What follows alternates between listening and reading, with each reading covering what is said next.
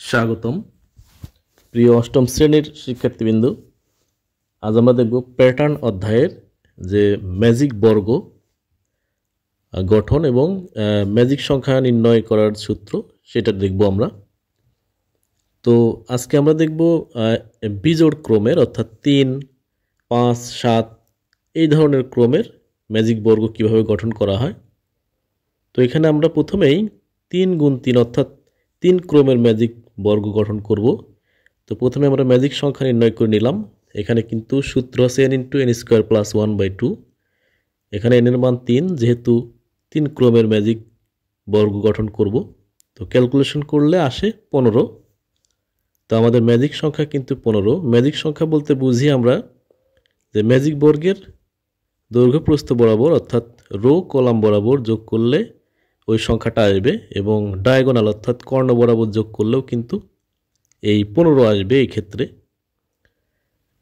আচ্ছা, তো 3 ক্রমের ম্যাজিক বর্গের দুই পাশে দুইটি ঘর রেখে প্রথমে ডান মাঝ থেকে শুরু করতে হবে 1, তারপরে এইভাবে ডান দিকে ক্রস আকার দিতে হবে। ডান দিকে ঘর না থাকলে পরের কলামের নিচে চলে আসবে, এবং এদিকে ঘর না থাকলে উপরের কলামের একেবারে উপরের রোর বামে চলে যাবে। এভাবে চলতে থাকবে। এখন দেখা যাচ্ছে আমাদের কিন্তু এই 3-3-এর পরে কিন্তু 1 রয়েছে, তাই এর নিচে বসবে। আর এভাবে ক্রসে গেলে এখানে 5, এখানে 6। তো 6-এর পরে এভাবে ক্রসে গেলে ডান পাশে কিন্তু আর কোনো রো নাই, উপরেও কিন্তু কোনো কলাম বা রো নেই, সুতরাং এর নিচে বসবে, 6-এর নিচেই। 7 6-এর নিচে বসে যাবে। এখন যেহেতু ডান পাশে কোনো কলাম নেই, সুতরাং উপরের রোতে চলে যাবে। উপরের রোতে একেবারে ফার্স্টে বসবে 8,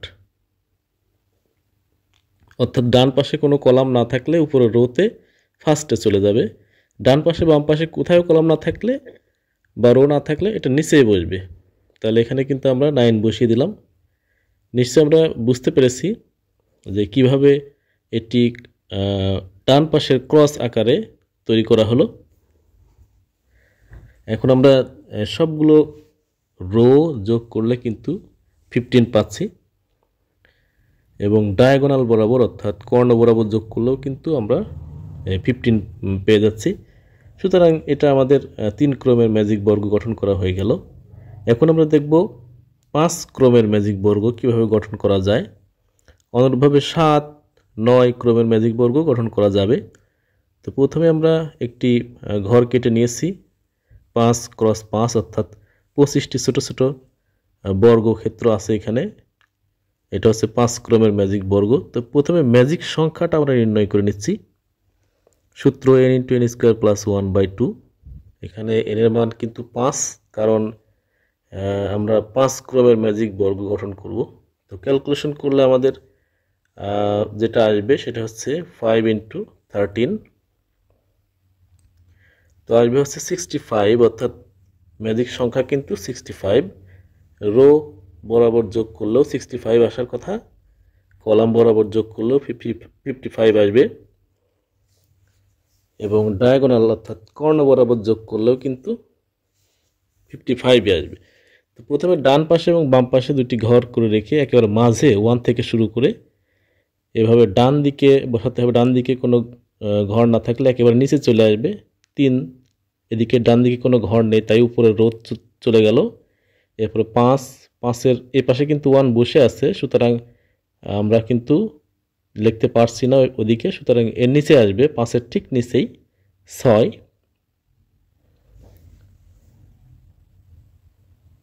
তো আমরা বলতে পারি নিচে আসবে কেন, বা এটা একেবারে পরবর্তী কলামের নিচে আসলো না কেন, কারণ উপরের থেকে সবসময় নিচে আসবে। আর 6, 7, 8 এরপর কিন্তু এখানে 9 হবে। আচ্ছা, এখন 9-এর কিন্তু এ পাশে কোনো রো নেই, কলাম নেই, রোর উপরে যায় ফার্স্টে বসবে। এখন 10-এর ডান দিকে এভাবে ক্রস করে এখানে 6 বসে আছে, তাই এখানে 11, 12 এই কর্ণ বরাবর গেলে 13, 14, 15, 15 পরে কিন্তু এই কোনাকুনি ডান পাশে কোনো কলাম নেই, আবার বাম পাশেও উপরের দিকেও কিন্তু কোনো রো নেই, সুতরাং এটা 15 নিচেই বসবে 16, জাস্ট নিচেই 16। এখন 16 এই পাশে কোনো রো নেই, উপরের কলামের ফার্স্টে চলে যাবে, উপরের রোর ফার্স্টে চলে যাবে। আচ্ছা, এখন 17 এর পরে এখানে 18 বসবে, 18 এখানে 19, ডায়াগোনাল বরাবর 20, 20-এর কিন্তু এখানে 16 বসে আছে, তাই এটার নিচেই জাস্ট 20-এর নিচেই 21 বসবে। এখানে কিন্তু 22, 22-এর উপরে ফার্স্ট রোতে অর্থাৎ উপরের রোতে ফার্স্টে বসবে 23, এখানে 24, ওদিকে জায়গা না থাকলে নিচে চলে আসবে একেবারে নিচে, পরবর্তী কলামের একেবারে নিচেই, অর্থাৎ এখানে বসবে হচ্ছে 25। তো হয়ে গেল আমাদের 5 ক্রমের ম্যাজিক বর্গ গঠন। নিশ্চয়ই আমরা বুঝতে পেরেছি, বুঝতে না পারলেও যে একবার প্র্যাকটিস করলে আশা করা যায় হয়ে যাবে। তো কলাম রো বরাবর সব যোগ করে কিন্তু আমরা 65 পাচ্ছি, এবং ডায়াগোনাল অর্থাৎ কর্ণ বরাবর যোগ করলেও 65। ধন্যবাদ।